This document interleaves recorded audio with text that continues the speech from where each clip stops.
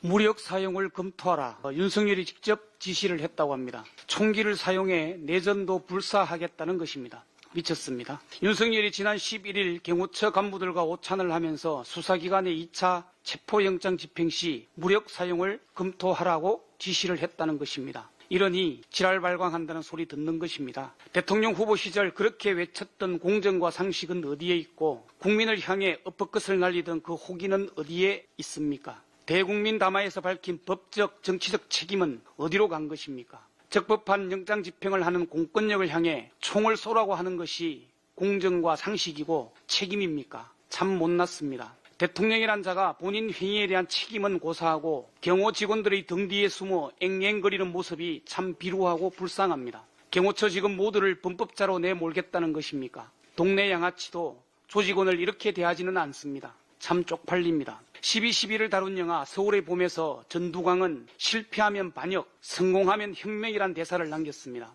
이처럼 쿠데타는 역성 쿠데타든 친위 쿠데타든 목숨을 걸어야 하는 겁니다. 성공하면 혁명, 쿠데타 세력의 해상이 되는 것이고 실패하면 반역, 다 죽는 겁니다. 쿠데타에 실패하면 응당, 그 책임을 져야 하고 목숨마저 내놓아야 합니다. 그것이 사회정치적 목숨이든 생물학적 목숨이든 말입니다. 그래서 형법에도 내란 수계는 사형 또는 무기징역과 금고밖에 없습니다. 공수처에 수사받을 용기조차 없고 법원의 체포영장 하나 받을 용기가 없으면서 개헌과 내란은 어찌 가능했는지 참 놀랍습니다. 폭탄주 20잔의 힘일까요? 아니면 안전뱅이 주술사 주술의 힘일까요? 개헌과 내란도 모자라 내정까지 지시를 했다니 이 정도면 사형을 각오해야 하지 않겠습니까? 내란 속에 윤석열의 무력 사용 지침을 받은 후 12일 아침에 열린 부장단 회의에서 경호처 수뇌부를 상대로 중간 간부들의 성토가 쏟아졌다고 합니다. 참석자 가운데 2명을 제외한 모두가 윤 대통령 체포영장 집행 저지에 반대를 했다고 합니다.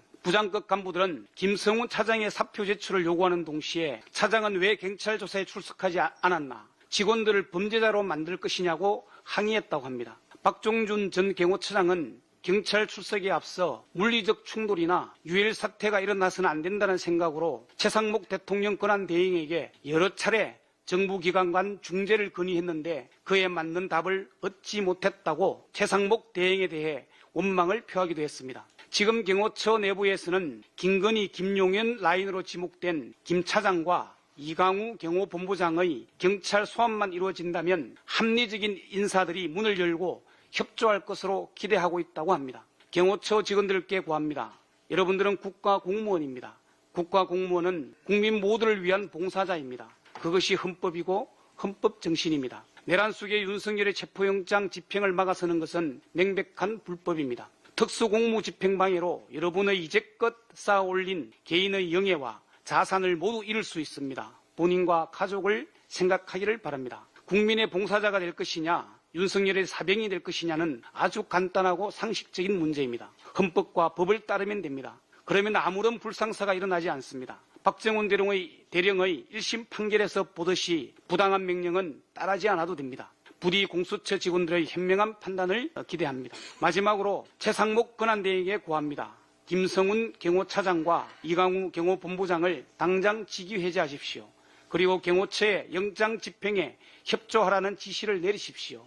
그래야 불상사를 막을 수 있습니다. 그렇지 않으면 윤석열의 패거리, 내란 공범이 된다는 것을 명심하길 바랍니다. 윤석열 즉시 체포와 구속, 주권자 국민의 엄중한 명령입니다. 이상입니다.